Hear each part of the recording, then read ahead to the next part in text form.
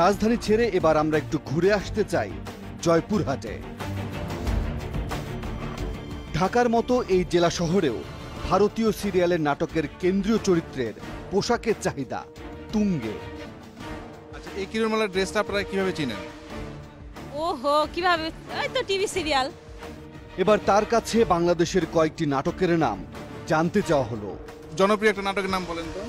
বাংলাদেশি কি হবে রে, আমি তো মনে করতে পারছি না। বোঝা গেল ভারতের নাটক তিনি যেভাবে দেখেন ঠিক সেভাবে বাংলাদেশের নাটক দেখেন না। জামা কাপড়ের দোকান থেকে বের হবার পর টিম 360 ডিগ্রির চোখ একটা দৃশ্যে আটকে যায়। একই কিরণমালার ছবি এখন দেখি বাচ্চাদের খেলনাতেও যোগ হয়েছে। এর কারণ জানতে চাওয়া হলো এই দোকানদারের কাছে। কিরণমালার ছবি বেলুন আছে সঙ্গে, খুব চলতেছে এখন।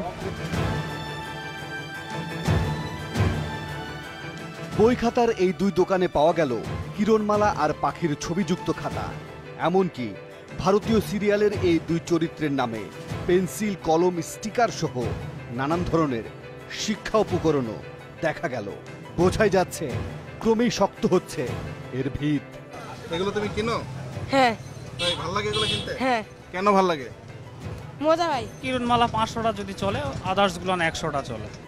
বাজারে কিরণমালার পণ্য দেখতে দেখতে হঠাৎ হার্ডওয়্যারের এই দোকানে একটা নাটকের দৃশ্যে চোখ আটকে গেল।